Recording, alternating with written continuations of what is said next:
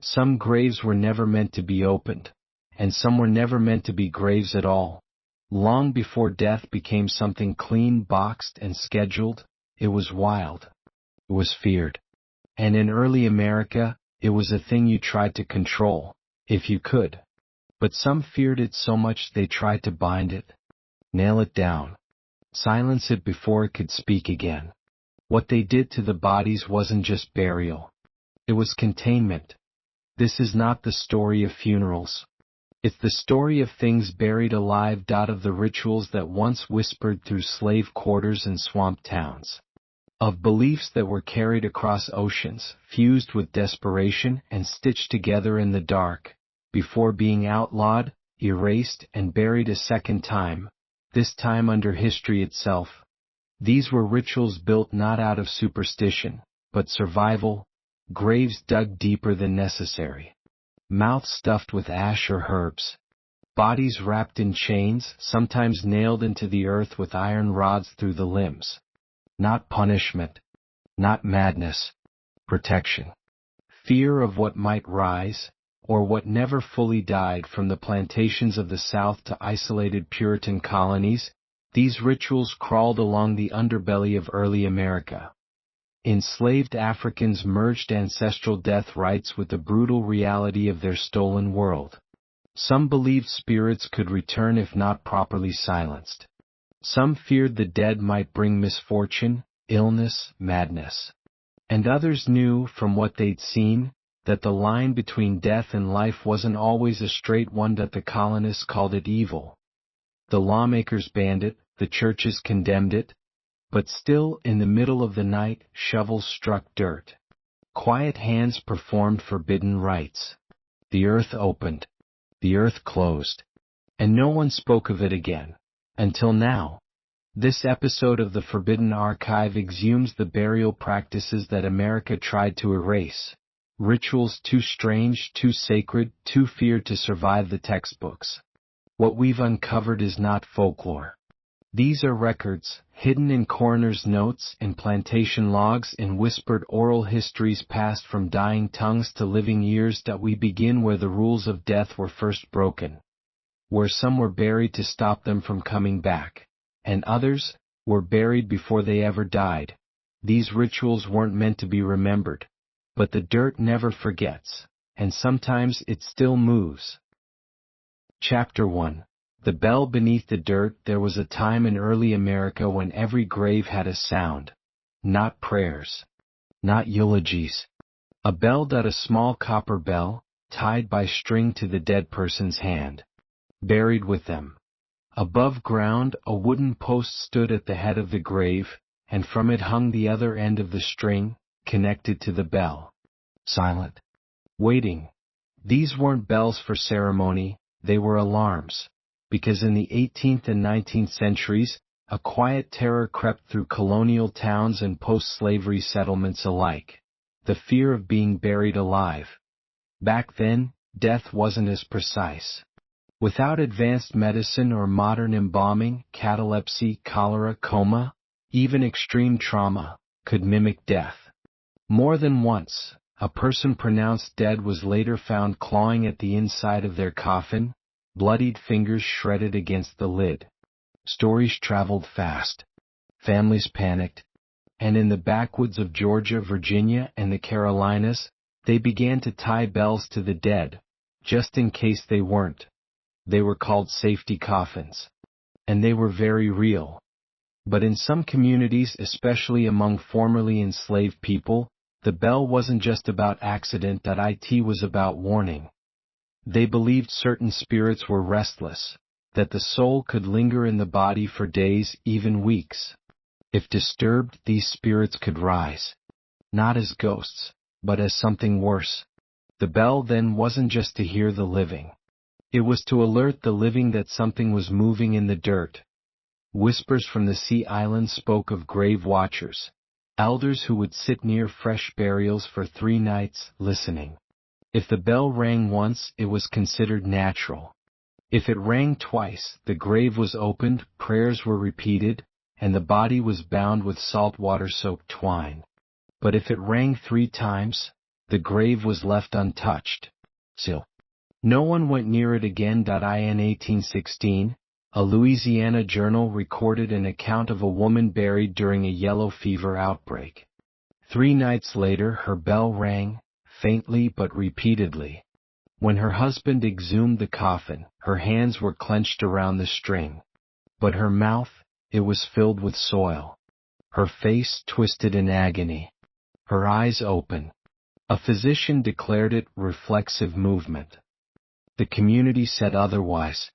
Her grave was resealed with iron nails and moss was burned around the site. No flowers. No markers. The space was forgotten on purpose.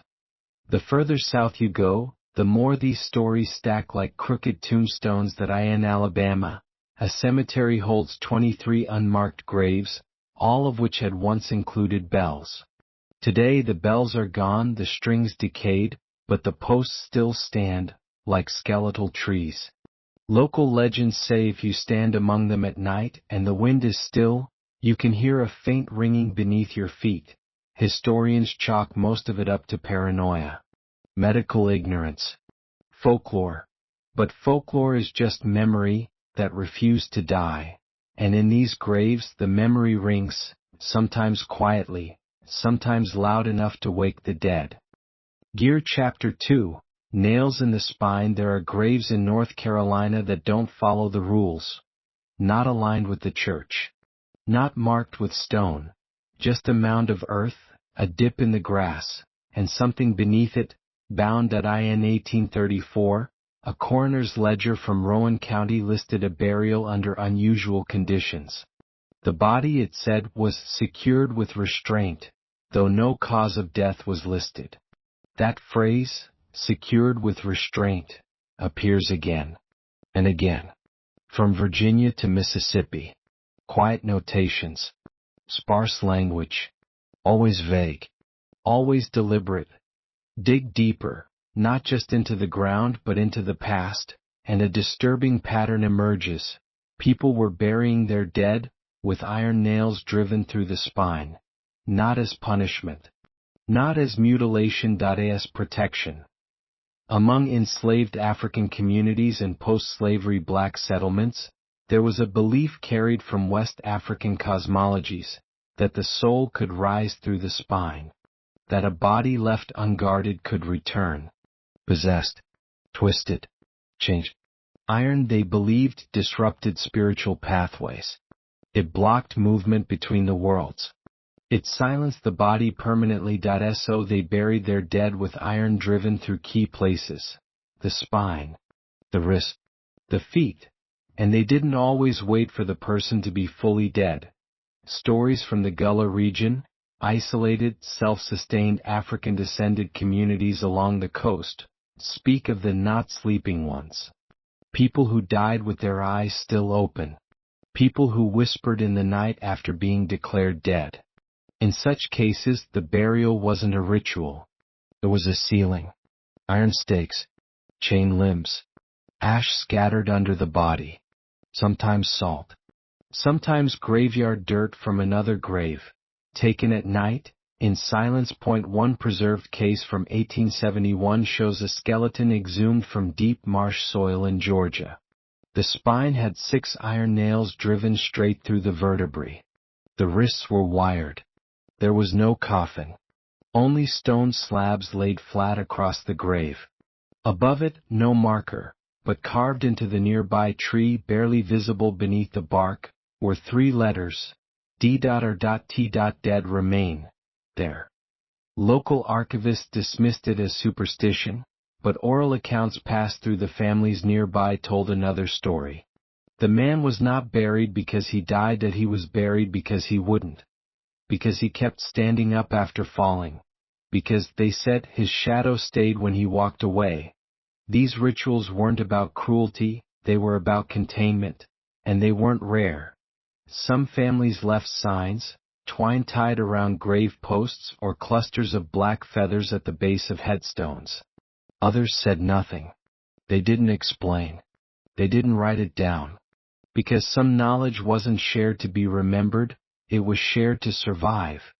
You don't find these stories in schoolbooks. You find them in the dirt, in old ledgers, in shallow graves you weren't supposed to open. And every time one is opened, the question returns, why was it sealed so carefully? Chapter 3. The folded ones in the outskirts of forgotten fields, far beyond any fence, lie small, unmarked burial sites, shallow, narrow, and oddly shaped, too short for adults, too small for children. But still, full-grown bodies were placed inside them. Just not the way you'd expect, folded, bound, knees drawn to chest, arms across the throat, heads bent unnaturally forward as if tucking themselves back into the womb. These weren't mistakes. They were instructions. This position, fetal burial, was an ancient ritual, found in pre-colonial West Africa, in Haitian voodoo, even in certain indigenous burial customs, though for different reasons. But in the American South, especially after the rise of chattel slavery, it took on a different purpose: to stop something from being reborn. The belief was simple but chilling. When a soul refused to pass on, when death did not stick, the spirit had to be returned to its beginning, not laid to rest, but folded into forgetting.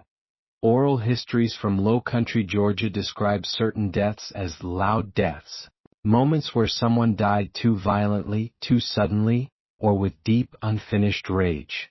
These people, it was said, would not lie flat. Their bodies, even in death, remained tense, twitching, rigid. If buried like everyone else, they would rise again. Change. Wrong. So they were not buried like everyone else, they were bent, wrapped tight in heavy cloth or rawhide, ropes tied at the knees, wrists, ankles. And sometimes the bindings weren't cloth at all, but sinew. Twine made from animal gut, salted, dried, then re-wet just before burial so it would constrict tighter as it hardened in the grave. There are slave cemeteries in South Carolina where archaeologists have unearthed these graves, always with care, always with gloves. And each time they find the same thing: bodies facing downward, hands over the mouth, fingers curled tight as if still clutching something. In 1892, a farmer clearing land in Mississippi uncovered a small grave with no marker. Inside was a woman's body, knees to chest, bound in vines that had grown into her bones. Her jaw was dislocated, forced shut not by trauma but intentionally bound with bark. At her feet, a circle of burned feathers, a clump of hair, and a single red bead. No records. No identity. Just a phrase carved into a nearby tree: sleep quiet now. These burials weren't errors. They were answers to questions no one would ask aloud. And the people who performed them didn't do it out of cruelty. They did it out of terror, because they believed some deaths weren't natural, that some people came back, not as they were but as something hollowed, borrowed, and dangerous. The fetal position wasn't symbolic. It was a prison. A forced return. A hope that this time the soul would forget how to crawl out. And in every twisted grave there's a final message buried with the bones: don't stand up. Stay small. Stay still. Chapter 4. The stones that hold. There are graves in Virginia where nothing grows. No grass, no weeds, no moss. Just packed, cracked earth, dry even after rain. And above those graves always, always, a stone. Not a headstone. A slab. Flat. Heavy. Ancient. No names carved into it. No dates. Just wait. In Appalachian folklore, there's a story of the walking dead who never left. Not zombies. Not ghosts. But people who died in body and not in will.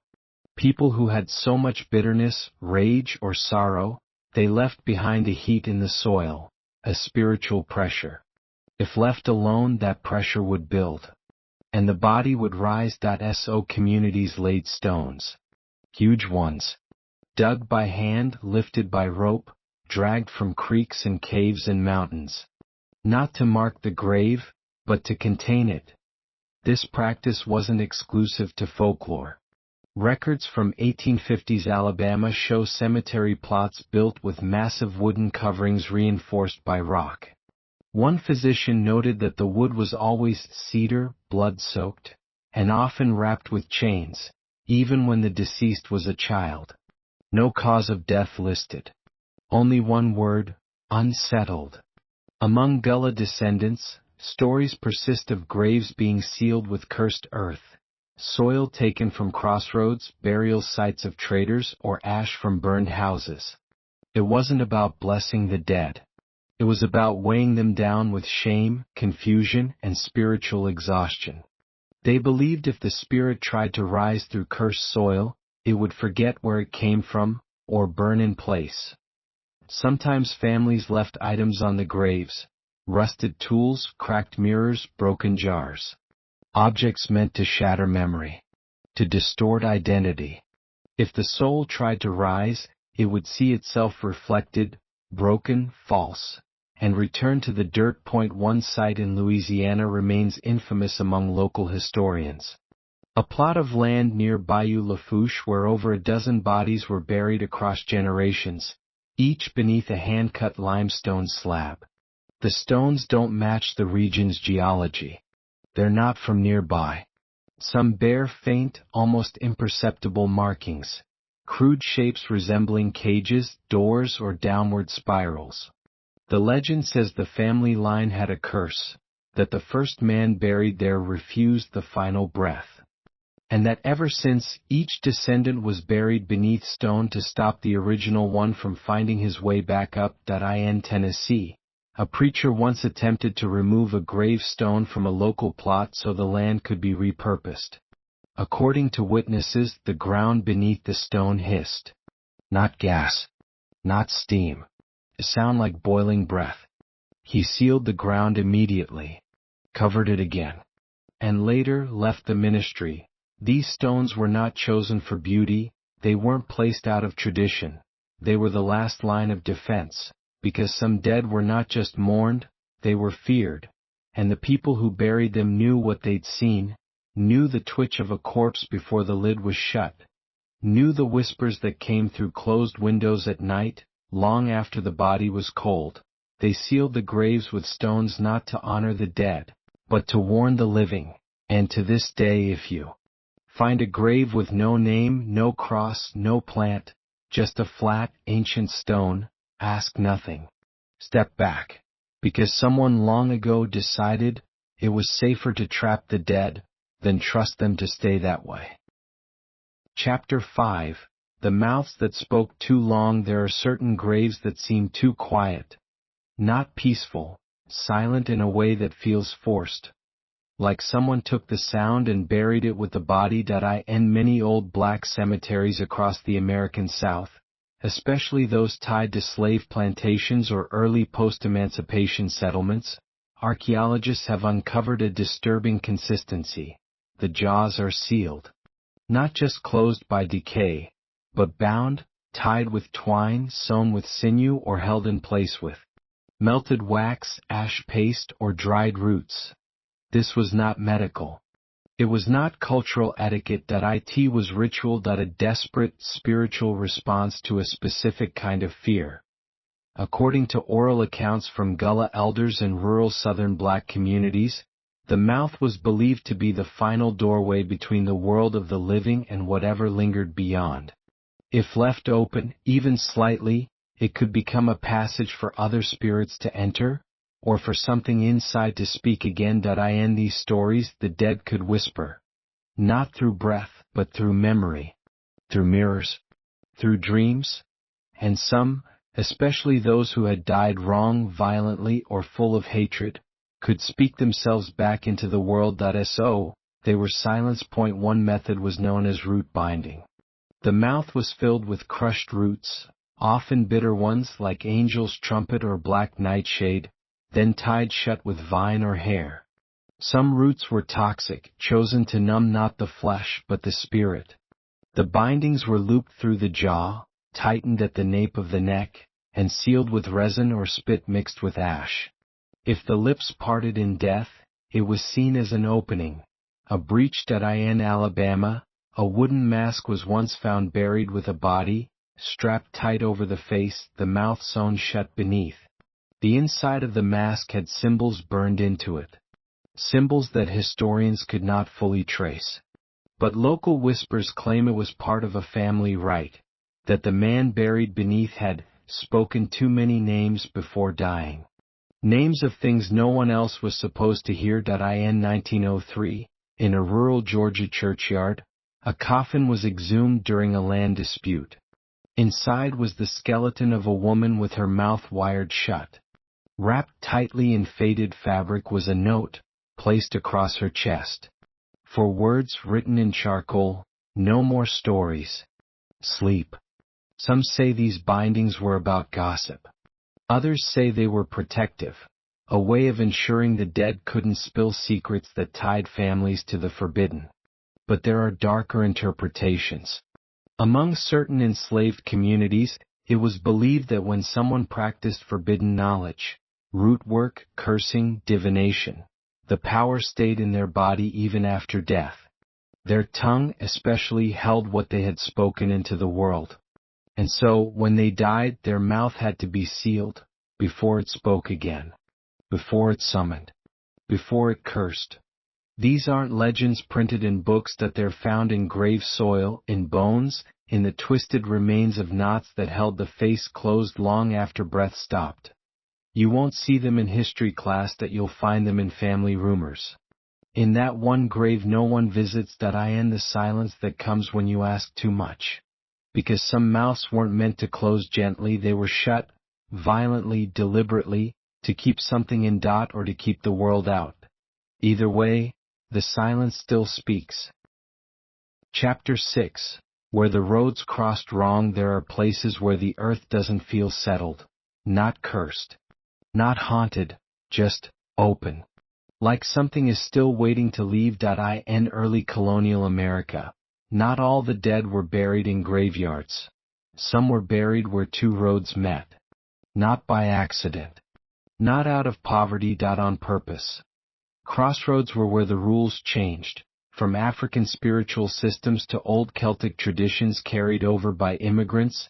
The crossroads have always meant one thing: liminal space, a crack between this world and whatever comes next. A place where spirits hesitate, where they lose direction, where nothing stays still, but nothing moves forward. In the American South, these beliefs collided, carried by enslaved Africans, whispered by root workers, absorbed by isolated communities trying to survive in spiritual chaos. What emerged was a dark, quiet practice. If someone died wrong, bury them at the crossing. Wrong meant many things. A murderer, a liar, a witch, a cursed child, someone who screamed nonsense on their deathbed, someone whose shadow stretched too far at sunset. Anyone who died with blood on their tongue, literal or otherwise. They weren't laid in cemeteries. They were taken under nightfall to where two dirt roads met, far outside town, and buried deep, sometimes standing up, sometimes face down. Their names were not spoken again. And when someone had to give directions that passed near the place, they'd say, "Go the long way." Crossroads burials weren't random. The body was typically wrapped in blue or red cloth, colors believed to confuse spirits. Salt was thrown behind the diggers. The shovel was never brought back to the home. Sometimes, nails were driven into the grave in the shape of an X. In rare cases, a mirror was buried face down beside the body, so the soul, if it tried to look back, would see only the dirt. In 1879, outside of Tallahassee, a man was buried at a crossing after allegedly attacking a preacher's daughter and claiming to be possessed. No trial. Just whispers. That night, 4 men carried him to the crossroads. The next day, the earth there was smooth, unmarked, but every dog in the town howled for hours. The road has since been paved, but locals claim if you walk there alone, your feet grow heavier. Some say you see someone behind you in the reflection of your car windows. Just standing. Not following. Just waiting. In Appalachia, there's still a warning passed between children: Don't follow a trail that splits both ways. That's where the ones who were never welcomed home still walk. And even now, some modern towns avoid building directly over old crossroad cemeteries. Construction crews dig too deep, uncover bones, artifacts, twisted cloth, rusted charms. They shut down projects. Quietly. Without press. Because no one wants to say what they found. Because the people buried there weren't meant to rest. They were meant to be lost, forever turning, caught between decisions, cursed to never find their way back. And if a soul escapes the crossing, it doesn't return whole. Chapter 7. The grave that refused to reflect. There's a reason why, in many southern homes, mirrors are covered after someone dies. A tradition, yes, but also a warning. Because the reflection left behind might not be yours anymore. And in some towns, when they buried a body, they buried the mirror too. Throughout the 18th and 19th centuries, especially in black southern communities and Gullah Geechee regions, burial rituals evolved to include a strange, sacred object, a cracked mirror. Not whole. Never polished. Always broken. Always facing downward. They didn't bury the mirror to honor the dead. They buried it to trap the part of them that lingered. In ancestral belief systems brought from West Africa, the mirror was not just glass. It was a veil, a liminal threshold through which the spirit could slip back into the world. If a person died violently with guilt, hatred, or unfinished pain, it was believed a fragment of them might cling to the mirror. A smile too long, a shadow that didn't leave when they did. To bury a mirror meant to bury the reflection. To seal the part that refused to let go. Old funeral records from 1821 Savannah referenced glass rites. Ceremonies where the family would carry a black cloth-covered mirror to the burial site. At the moment of interment, the cloth was removed. The mirror was shattered and dropped into the grave, face down, before the coffin was lowered. No one looked into it. Not even by accident. Sometimes the mirrors weren't dropped. They were burned in shallow fire pits near the grave, then the ashes sprinkled over the soil. Sometimes the mirror was placed under the tongue of the dead, to stop them from speaking in dreams. Sometimes, just sometimes, it was nailed to the inside of the coffin lid. There's a grave outside Charleston where a woman named Luda May was buried in 1863. The story says she died cursing her sister, screaming her name again and again, eyes wide even after her final breath. Her reflection lingered, caught in the family's parlor mirror for 3 nights. No one would look at it. No one would move it. Finally, her mother took the mirror, shattered it with a hammer, and buried the shards with her daughter. That mirror was found over a century later, during a private excavation. Dozens of jagged shards in a decayed wooden box. One of them, oddly preserved, still faintly reflected. But not the person holding it. In Mississippi folklore, there's the phrase, "Don't bury the face twice." It meant don't let a reflection survive the person. Because what lives in the glass is not what died, it's what watched it happen. And in the darker traditions there's a belief that mirrors, when buried, can absorb the soul whole, that the glass eats it. That the silence in a mirror-filled grave is absolute. No dreams, no ghosts, no whispers. Just stillness. Some families feared this so much they refused to keep mirrors in the house. Others wrapped them in salt-rubbed cloths. A few left one mirror uncovered, but only so they could check it after a death. If the reflection showed anything wrong, a shift, a shadow, a smile that came late, the mirror was buried, never broken in the home, never thrown in the trash, always carried to the grave, always placed face down, because once the mirror sees the soul leave, it might learn how to bring it back. Chapter 9. The weight of the dead. Some graves press back, not with movement, not with sound, but with an unbearable pressure, like the earth itself is pushing down, harder than it needs to. In the earliest records from Virginia and Louisiana plantations, Bodies were sometimes found buried not just beneath the soil, but beneath weight. Slabs of stone, stacks of brick, even rusted farming tools, all piled on top of the corpse. Not above the coffin. Inside it. On the chest. On the stomach.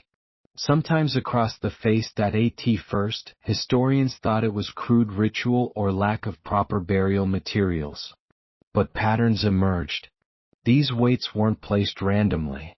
They were centered, methodical, and consistent across multiple locations and generations. Because this wasn't about logistics. It was about control. In certain ancestral West African spiritual systems, it was believed that the soul rises through the breath. That the chest, the seat of the lungs, was not just the source of life, but the pathway through which the soul exited. If someone died with hate, with secrets, with power unspent, that final breath could become dangerous. And if it wasn't blocked, that soul might return. So they weighted the body down. Literally. Physically. Spiritually. In slave communities, stories spread of people who died whispering curses or whose deaths caused sudden disease to sweep through entire quarters. They weren't buried like others. These bodies were suppressed. First washed in salt. Then wrapped. Then loaded with weight, as if pressing the spirit back inside. In one recorded case from 1806, an enslaved midwife was found to have been buried with 4 iron branding tools laid across her chest, 2 bricks against her hips, and a stone tucked into her mouth. No headstone. Just a burned circle of grass above her. The plantation owner's journal called her unnatural. No cause of death was listed. But local lore remembered her differently. A healer, yes, but one who knew too much of what lies beneath skin and soul. In Gullah lore there's the phrase, "Stone the chest, silence the name." A way to ensure that no spirit, no matter how strong, could break free. Not to walk. Not to speak. Not even to dream into the minds of the living. And it wasn't just stone. Sometimes iron, nails, horseshoes, shackles, was used instead. Iron, believed to disrupt spiritual movement, was laid in patterns across the body. Some bodies were found with a rusty chain wrapped around the torso beneath burial cloth. Not to imprison, but to suppress breath. To silence the final exhale. There is even a story from Arkansas where, after repeated sightings of a grave walker, a pale figure seen crossing fields at dusk, the town exhumed the suspected grave and found the body unweighted. Within days it was buried again. This time with the anvil from the local blacksmith's shop laid directly over the ribcage. The sighting stopped. To the outside world, it looks cruel, senseless, primitive. But to those who feared what they'd seen, what they'd heard whispered through wood at night, this wasn't punishment. It was prevention. Because not all who die want to stay dead. Some leave parts behind, unfinished breath, burning names, untold truths. And the weight is not just for the corpse. It's for the living too. A promise. A warning. A barrier. Keep it down. Don't let it rise. Chapter 8. The ones buried upside down. There is no peace in these graves. Only punishment. In scattered corners of the South, deep in the pine woods, far beyond churchyards, lie the most cursed burials of all. Those buried upside down. Not by accident.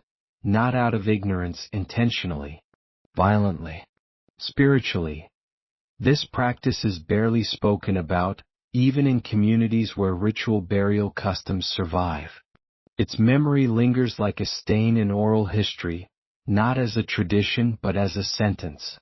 A last resort. A burial designed not to honor the dead, but to confuse, humiliate, and permanently disorient the spirit. When someone was feared beyond death, not mourned, not misunderstood, but believed to be unholy, the community would not risk letting their soul find its way out. They didn't chain the body. They didn't burn it, they flipped it, head down, face to the earth, spine twisted, feet facing the sky, buried backwards, spiritually, physically, cosmically. According to West African cosmology carried through the Middle Passage, the dead needed to be oriented correctly to return to the ancestral realm. Burial direction mattered. Posture mattered. Rituals had to be precise. But when a person was believed to carry sickness of the soul, like a summoner, a betrayer, or someone who invoked dark spirits, they were denied this alignment. In some Gullah traditions, this was called turning the bones. It meant the soul would never find the doorway home. It would dig upward, blindly, endlessly, until it forgot its name and itself. A field report from a colonial-era missionary in South Carolina, dated 1768, describes the grave of a man buried, with legs skyward and head in earth, to silence his unrest. The report doesn't explain what unrest. But nearby oral records recall a man who spoke to fire, who bled from his eyes, and who was said to make crops wither just by walking past. When he died, they buried him upside down in a stolen grave, so even the land would forget him. Archaeologists in Georgia discovered similar burials in the 20th century. One grave held a skeleton twisted unnaturally, skull cracked, feet above the head, vertebrae disjointed. Surrounding the body were broken eggshells, black feathers, and burned cloth, all signs of spiritual severance. But the most unsettling part, there was no coffin, just raw earth, crushed bone. A silence that felt hostile. In these rare cases, not even family would attend. No mourning, no ceremony, no song. Just shovels, dirt, and the prayer that the spirit, if it still existed, would become so lost, it would never find another body again. Sometimes even the grave itself was inverted. Markers placed backward. Stones carved with mirrored letters. A final trap to disorient not only the spirit, but anyone who dared to visit. There's a chilling rhyme from the backwoods of Alabama that hints at these burials. When he dies, turn him down, let the worms keep him bound. If he finds the stars too soon, he'll come knocking by the moon. It's not known how many such graves exist. They were never marked. Often hidden among normal plots. Because while the burial itself was violent, the reason behind it was worse. A belief that the person wasn't fully human anymore. That something else had taken root in them, and burial wasn't for rest, but for erasure. So they were buried backward. So their soul would fall through the dark, forever sinking, forever lost. Because the only thing worse than death was the dead finding their way back. Chapter 10, Sealed in Blood. Not all coffins were nailed shut with iron. Some were sealed with something far older, far more personal. Blood. In a small circle of early African American communities, especially those descended from West African traditions warped under the horrors of slavery, stories remain of a final burial rite so feared, so quiet, that it was rarely spoken aloud. The sealing of the coffin with blood. This wasn't ritual sacrifice. It wasn't symbolic. It was raw, direct, personal, and it wasn't done to honor the dead. It was done to bind them. The belief, traced back to certain Congo and Benin spiritual systems, was that blood held memory. Blood remembered sins. It remembered loyalty. It could be commanded. So when a person was feared, not because of what they did but what they knew, their body had to be kept in check. Their soul had to be commanded to stay. And what commands better than blood? Some coffins were sealed with blood-soaked linen across the opening, stitched into the wood. Others had blood drawn from a living relative, often unwilling, smeared in a circle around the inside of the lid before it was nailed shut. A few oral accounts speak of old women, midwives, root workers, conjure mothers, who would prick their own fingers and trace ancient symbols along the coffin edge. Not Christian. Not tribal. Something older. Lost even then. In one notorious Louisiana case from 1877, a woman was buried after being accused of spirit calling. The story goes that 4 people fell ill after attending her home. She died suddenly, and before burial, her coffin was sealed with strips of goat hide dipped in her own blood, harvested just minutes after death. No stone was placed. No name carved. Just a warning, let this seal hold. There are graves where the nails are rusted, the wood split, the earth collapsed. And yet something remains untouched. A ring of dark stain clinging to the inner rim. The signature of the ritual. A circle of memory, and it wasn't always voluntary. In some darker accounts, those who feared the dead would force a relative to bleed onto the coffin. Not out of grief, but out of duty. A ritual chain between the blood of the living and the unrest of the dead. If the dead rose, they would come for the blood first. But the belief wasn't just about punishment. It was about control. Blood had rules. Blood made promises. Blood meant obligation. And when the grave no longer worked, when chains and salt and stone failed, this was the last line. The coffin didn't just hold the body. It became a contract. A prison, sealed in the language of flesh. And if ever that seal is broken, by time, by accident, by ignorance, the bond dissolves, the memory returns, and what was once commanded may come back angry. There are graveyards where the grass grows thin, where the coffins beneath the ground are hollow, where no marker remains, but a single circle etched into the dirt by time and rain, whispers of a ritual long forgotten. Not forgotten by the dead, only the living, because the blood still knows. Coffin Chapter 11. The coffins that were never buried. Not every coffin makes it to the grave. In crumbling attics, sealed crawlspaces, and bricked-up root cellars across the Old South, there are still coffins hidden, not forgotten, hidden. Some were wrapped in blankets.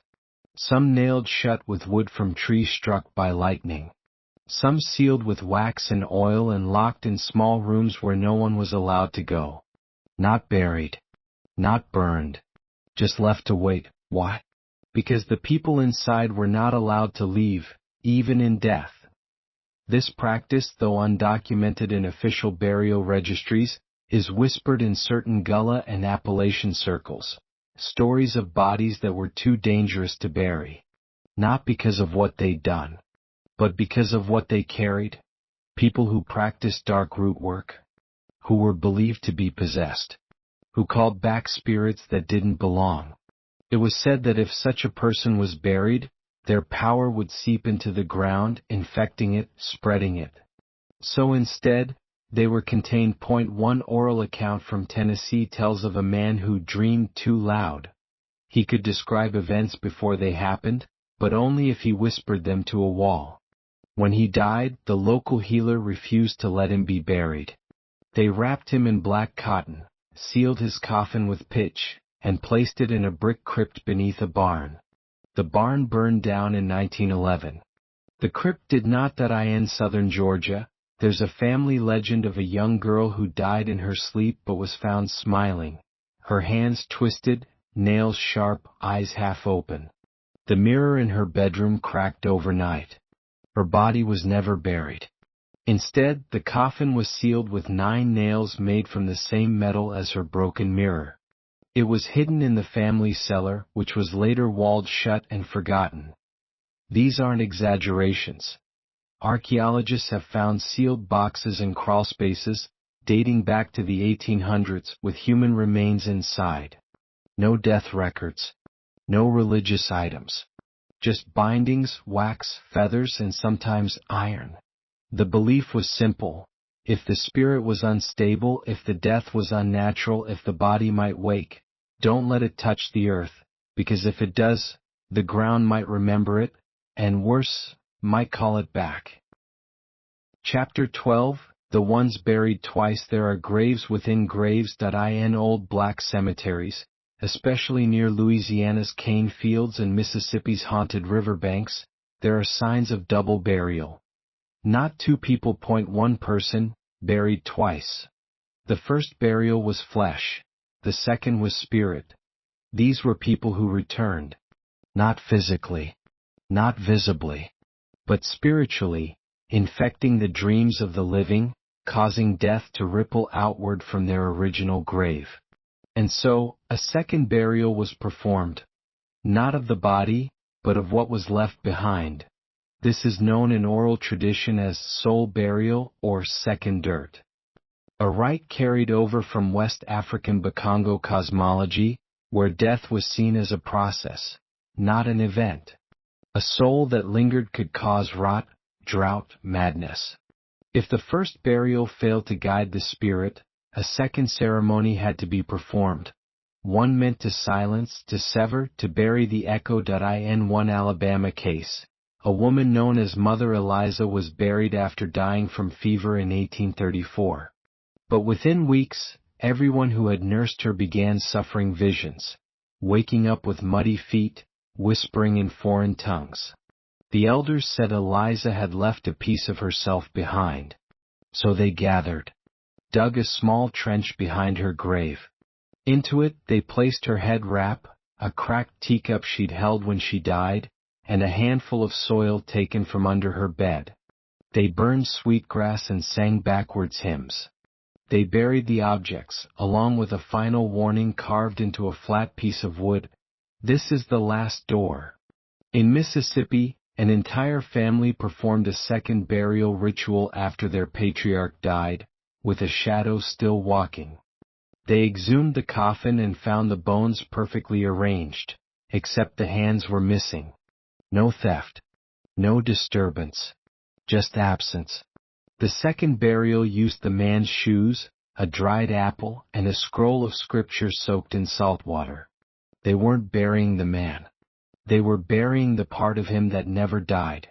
Sometimes the second grave was symbolic, dug next to the first. Sometimes it was placed far away at a crossroads or under a cursed tree. And always, no marker, because the soul should not be remembered twice. The fear wasn't that the dead would rise, it was that they never really left.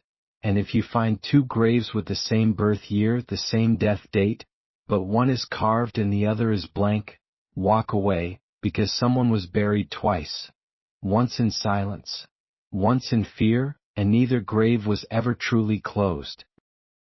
Outro: what the dirt still hides, they say the dead rest in peace. But what if they were never allowed to? 12 chapters.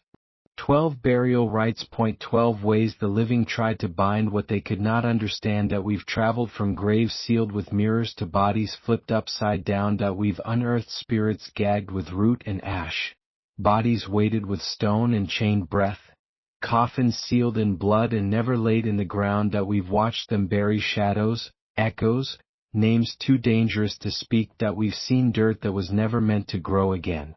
Graves that were warnings, not memorials, and we've stood in the spaces where silence isn't empty. It's enforced. These rituals weren't written in books.